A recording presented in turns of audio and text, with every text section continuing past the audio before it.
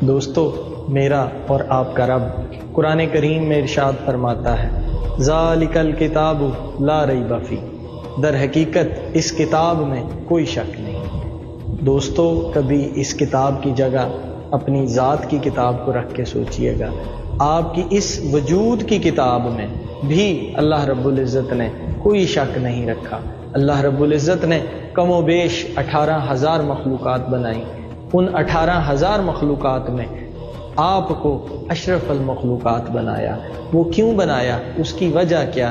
کیونکہ اللہ رب العزت نے خود تک پہنچنے کا جو راستہ ہے، خود تک پہنچنے والے راستے کا جو دروازہ ہے، وہ آپ کی اس وجود کے اندر رکھا، اور وہ دروازہ آپ کے وجود کے اس سینے کے اندر موجود ہے۔ اور اسی لیے میرا اور آپ کا رب قرآن پاک میں ارشاد فرماتا ہے سورۃ قل اعوذ برب الناس کے اندر کہ اے میرے بندے، پناہ مانگ اس شیطان سے جو تیرے سینے میں وسوسے ڈالتا ہے۔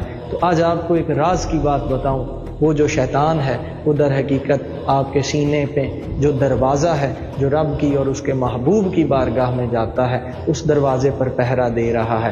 آپ نے جرت مندانہ طریقے سے، حوصلے کے ساتھ اپنے شیطان کو ایک دفعہ پیچھے ہٹا کر اس دروازے کے ذریعے اپنے رب کی بارگاہ میں پہنچنا ہے۔ پہلا قدم آپ نے اٹھانا ہے، آپ کا رب فوراً آپ کے شیطان کو آپ کے اس دروازے سے ہٹا دے گا، اور آپ کا اور آپ کے رب کا تعلق قائم ہو جائے گا۔